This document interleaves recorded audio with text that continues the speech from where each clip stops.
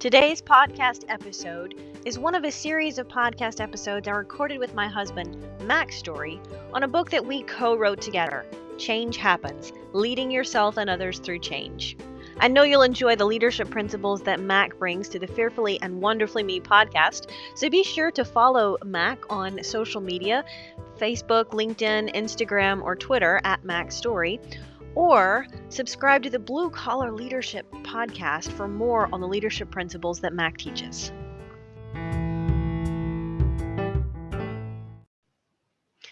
Hello, everyone. Welcome to today's episode on Change Happens, Leading Yourself and Others Through Change. Mac and I are excited to be doing this series, and this is number 14 of 15 episodes. So Mac, we're really getting close to the end of the book here. Can you believe it?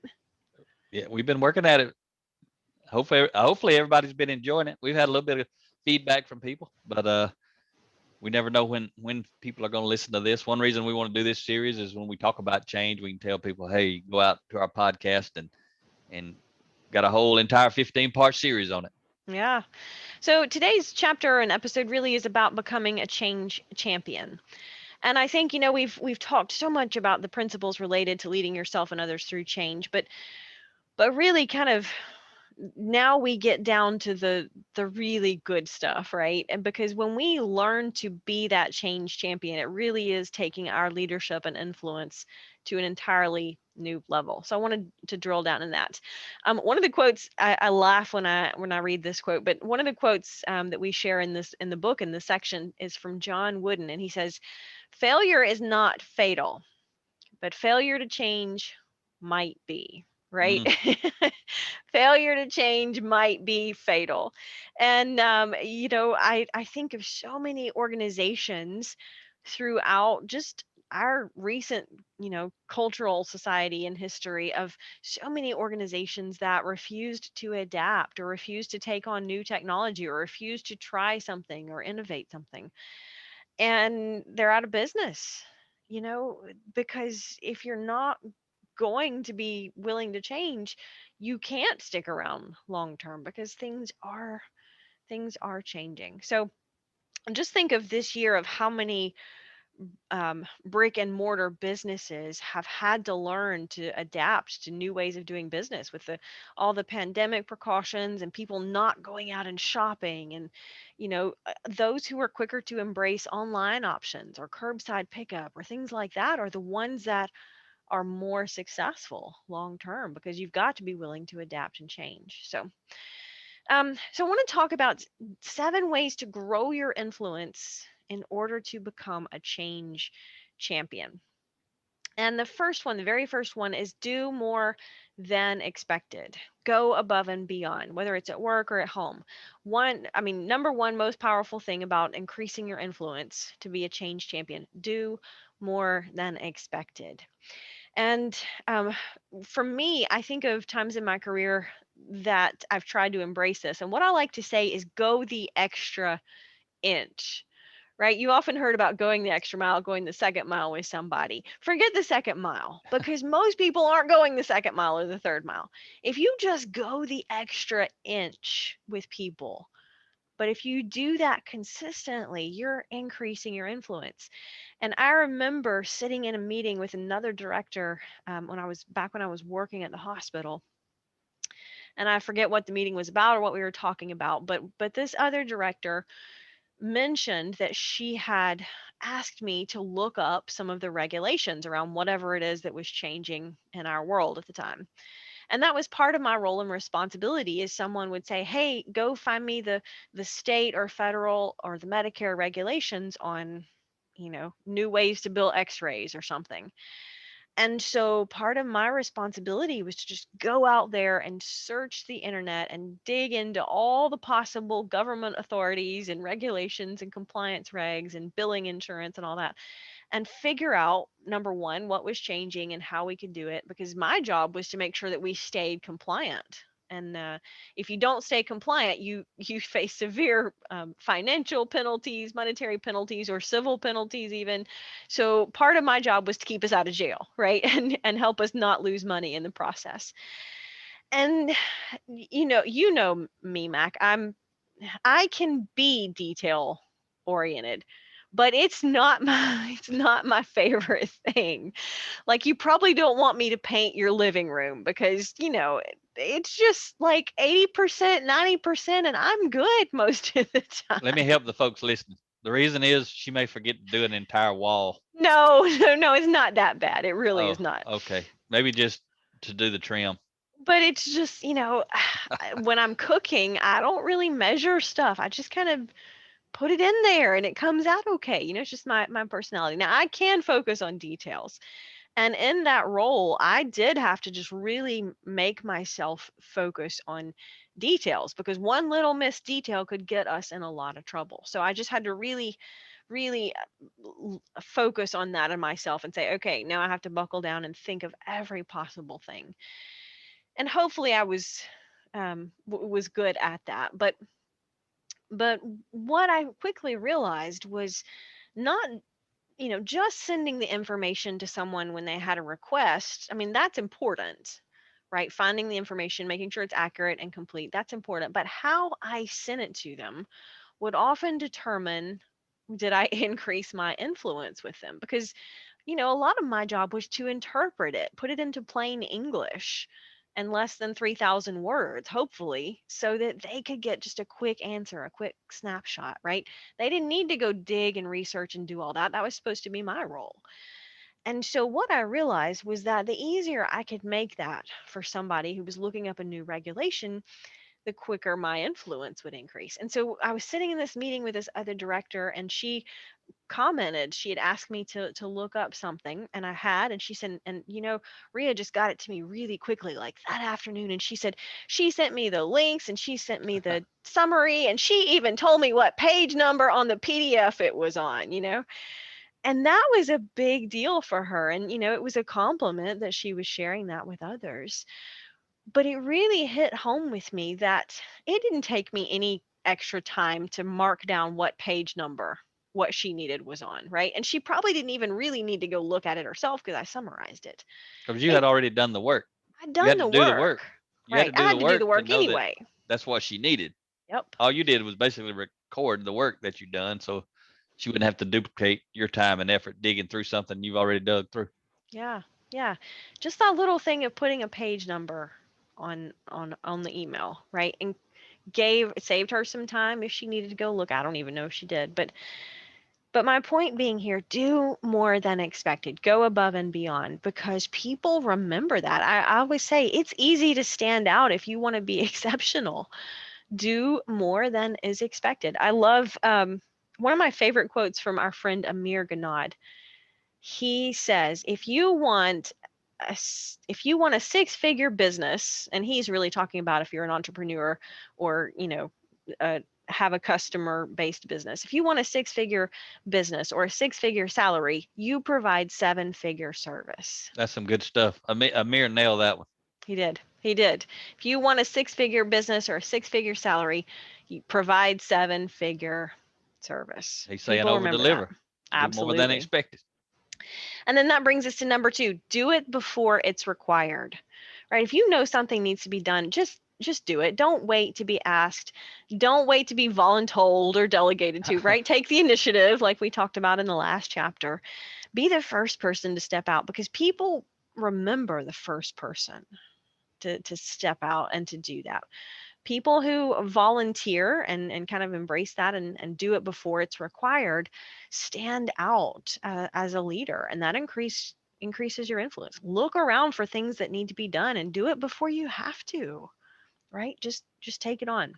Yeah, these things you're talking about when we talk about becoming a change champion. I mean, my little piece of the journey to becoming a lean uh, coordinator, then a lean manager, and that now leadership development speaker and author and trainer, all this stuff we're doing now. But it started out, I shared that story a few episodes back. It started out when I held my hand up and said, I'll take over this sale that was not performing well.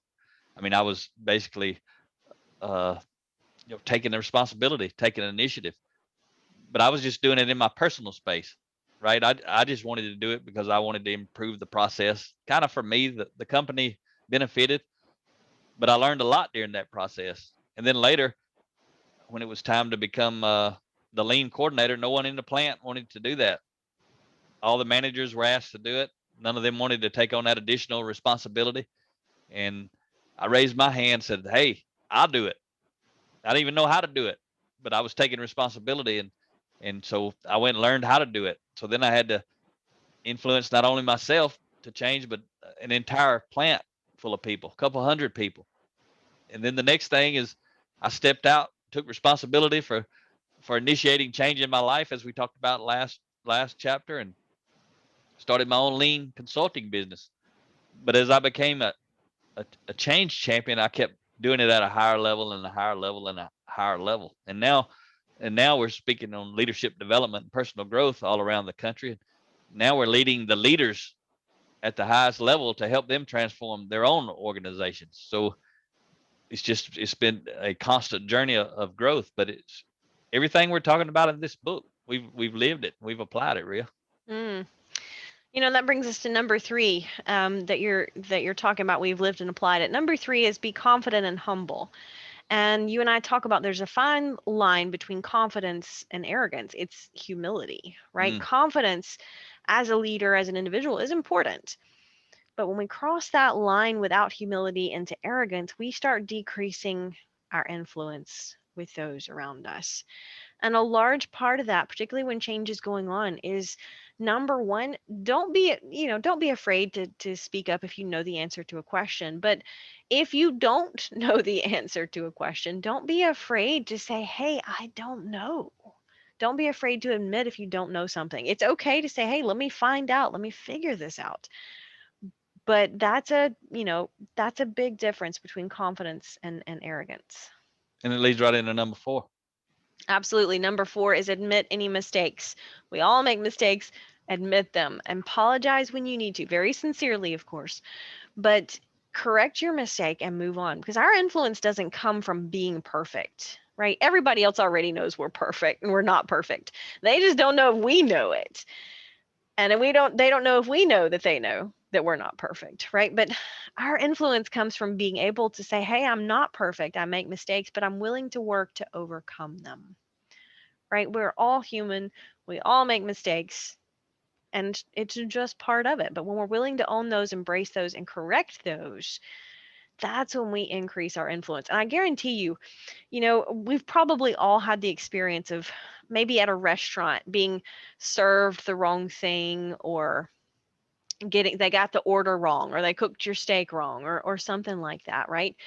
But a lot of times, I guarantee you, your perception and your experience of that is influenced by how the server or the manager or whoever you brought the mistakes attention to, how they responded. Did they take ownership? Oh, I'm so sorry, we messed up. Let me go fix it. Let me go get the kitchen right now to get you a new order. Or do they say, well, you didn't tell us you wanted it medium instead of medium, right? If they just try to act like it's your fault, then your experience is negatively influenced. And you might not want to go back. Versus any mistake that's made, if that organization, Chick-fil-A comes to mind, it's rare that they mess something up. But when they do, boy, they take ownership of it. And that's one of the reasons they have such a great, reputation, because people know they do make mistakes, but they own them and admit them and correct them. Yeah, and high impact leaders, change champions, they take the blame for other people's mistakes, because that's what makes them a change champion. They're able to do that. Not only do they admit their own mistakes, because you got to understand we're talking about change, and when change happens, there's going to be a ton of mistakes. You don't go through endless change, which basically is life, without mistakes. But when you're going in and you're changing a process or transforming the culture, which is like a high level of change, the way we actually interact with each other, the way we interact with our customers, with our peers, with our boss, there's going to be a lot of mistakes. And that's when Rhea was talking about being humble. That leads into admitting mistakes. It takes humility to admit the mistake. But a lot of times as leaders, when someone else, I remember leading all these lean manufacturing process improvement teams, and someone on the team would make the mistake, but I'd take the blame. When the big bosses found out, I'd say, hey, I was leading the team, it was me. They're not going to fire me. I'm the consultant. It wasn't a big deal, but just go ahead and remove that pressure off of the team members so they can carry on with the task. But you got to admit mistakes, and sometimes it's admitting someone else's mistakes was your responsibility. That's important, especially from a leadership perspective. Absolutely. So number 5, volunteer to help others. Those who have a heart for serving in some way will influence far beyond those who expect to be served. Right? When we expect others to serve us, that's not increasing our influence with them. It never is. When we come into it with a service attitude or just a willingness to help, remove barriers, or volunteer to help someone, that increases our influence exponentially. Yeah. Go ahead. I was just going to say, when you're saying that, volunteer to help others, 7 ways to grow your influence in order to become a change champion. When you were reading that, I was thinking about what we did back in 2011. I think it was. Years going by so far now, I can't think back. But when you and I started the mountain bike chapter, camp, Central Alabama Mountain Peddlers, I was the founding president. You were the founding secretary, and we started that from scratch. A lot of the things we're talking about in this book, we were actually doing it.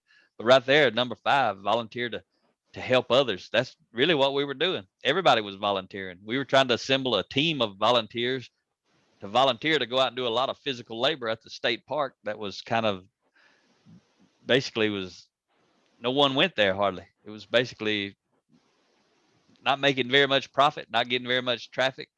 And it was a few miles down the road from us. I mean, we'd drive an hour to go mountain bike or go to a park, but we wouldn't go 2 miles down the road to our own park. So we started that, and from the very beginning, we started and attracted 150 people to that. And we basically helped lead the team, the organization, to build 15 miles of mountain bike trail by hand within like 6 months from scratch.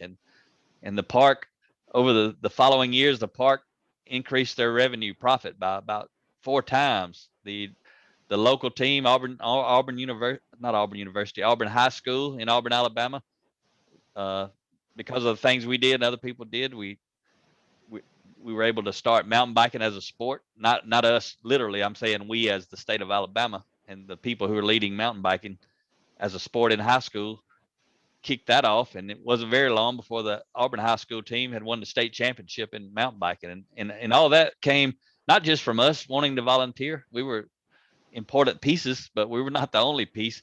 There was a lot more people who did a whole lot more stuff than we did. But every single person was volunteering to become a change champion. I mean, that's what made us so successful with that organization, was we had a lot of change champions, and they all had their specialties.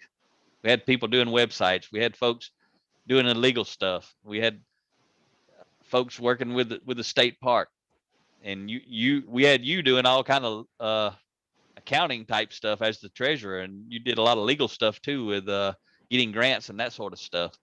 But we transformed that park. We assembled a team of change champions. Yeah, and that kind of brings us to number 6, take more responsibility, right? When you take responsibility for something, you own the situation. And I think we touched on that a little bit already, but asking how you can do something allows you to think through the solution instead of asking if you can do something, right? Those are little words, but they have a big significance. And you and I talk about that. Don't ask if you can do something, because that allows room for doubt. If I say, can we do this? If that's a big possibility, right? Little word, big possibility. Can we do something assumes that the answer might be no. And if we say, how can we do something?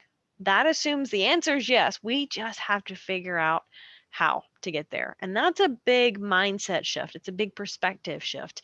It's a big mental energy shift, and just saying, oh, let's focus our efforts on figuring it out rather than let's figure out if we can do it or not, right? You cut a whole step out of the process right there. And then number 7, accept less credit and more blame. Accept more of the blame when things go wrong, and accept less of the credit when things go right. That's key. That's key to increasing your influence as a change champion. Because if you want to be the kind of change champion that runs around taking credit for all the changes, all the good changes, and blaming others for all the bad changes, you're not going to be a change champion. There's no going to be no one following you, and there's going to be a whole lot of people hating you, and so you're never going to become the change champion. So you got to remember the context of what we're talking about. Accepting less credit and more blame is going to increase your influence at a super high level with everyone throughout the entire organization. Bob Chapman says this. He says leadership education is not reserved for people with titles. We focus on people who want to take the next step in their leadership journey, no matter what their official title or role is. And that's a high impact leader right there, talking about how you grow and develop people. A lot of organizations, they just grow and develop the formal authority leaders. But high impact organizations, they grow and develop everybody. If a top leader's not interested, they let them be not interested. They don't force the top leader to come get engaged, but that top leader is going to be left behind by everyone else who is engaged. They're going to cause themselves to become irrelevant, because no one can make you irrelevant except yourself. And so it applies to leaders, but high impact leaders know that. Mm. Yeah, you say something along the line, and you've said it much better than I can remember at this point. But something about if you're not growing, you're slowing, right? But it's also if we're not growing and we're slowing, somebody else is willing to grow. Somebody else out there is going to be hungry. And so recognizing that, not because anybody's better than anyone else, but recognizing that we all have more to contribute when we're willing to develop ourselves, develop our influence, embrace change, and apply these principles. And, overall, the team or the organization wins, and then we as individuals win. It's a win, win, win all the way around. So, last thoughts on this episode. Yeah, I just want to share a quote from Simon Sinek. He says, leadership is not a license to do less. It is a responsibility to do more. And again, when we're talking about becoming a change champion, you're doing all the things that we've taught you in this book, the good things. Resisting change, you're not resisting change. But what you are doing as a change champion is you're eliminating the resistance to change. You're growing and developing people and building relationships and helping them grow. But like Ria said, if you're not growing, you're slowing. And I'm gonna tell you this: if if you're not growing, you can expect to be left behind by those who are. There's plenty of people who are growing. Again, that's why I read every day, and Ria reads constantly. She reads more than I do, and it's because we want to be intentionally growing. Joshua Encarnacion, he said this. He says, we need to change the way we believe in people. We need to move beyond trust, faith, and confidence. We need to shift to encouragement, empowerment, and engagement. So I just want to share a few things that I wrote in the book, just 3 short sentences basically. But encouraging others, I want to talk about those 3 things that Joshua mentioned. Reading that from him inspired me to write what I'm about to write. But encouraging others, or what I'm about to say, not write. I'm not writing here on the podcast. Encouraging others when change happens communicates things are going to get better. Encouragement communicates you believe they can make the necessary adjustments and they have the ability to deal with the changes going on around them. That's what change champions do. What else do? They understand this. Empowering others when change happens gives them a voice regarding the changes and shows your belief in their ability to identify and solve problems. Empowering others allows them to become responsible for implementing the change. So true change champions are trying to grow and develop future change champions. They also understand engaging others when change happens gets them involved with the process, transfers the responsibility for results to them, and allows them to make a bigger difference. It's powerful. Powerful stuff. But again, only powerful when we apply it. Knowledge alone isn't enough. Yep. You want to cover this last thought from Amir? You talked about Amir a minute ago. This is a great quote one of us could share with him. Yeah, I really like the wisdom here. It says change starts with what is and attempts to keep what is working intact and eliminate what is not. Transformation simply starts with nothing and is led by a vision of the whole as if it were created from scratch today. The former views today as an extension of yesterday and tries to make the most of what is. The latter sees today as the beginning of tomorrow and shapes today's circumstances as a solid foundation for what will be. Yeah, that's some good stuff. So when we're talking about change, we've done this series on it. We're talking about transformation. I've got previous series on my podcast about the 10 foundational elements of intentional transformation, how to become your best self, which is all about personal transformation. And I've got the series on my book, Blue Collar Leadership and Culture, the 5 components for building high performance teams, which is, it's all about transforming the organization. So all of every book that Rhea and I write, talk about, every podcast we do, every article we write, it's all about helping the organizations and people change. And if they want to take it to the high level, it's about transformation. Yeah, absolutely. Powerful stuff. Well, next week we'll be wrapping up the last episode in this series. We'll be talking about the courage to change. All right. Talk to you next time. Start increasing your influence and maximizing your potential with Rhea's audiobooks. Available at audible.com, amazon.com, and iBooks. Please visit rheastory.com to learn about Rhea's books, resources, speaking, and training programs. Thanks for listening.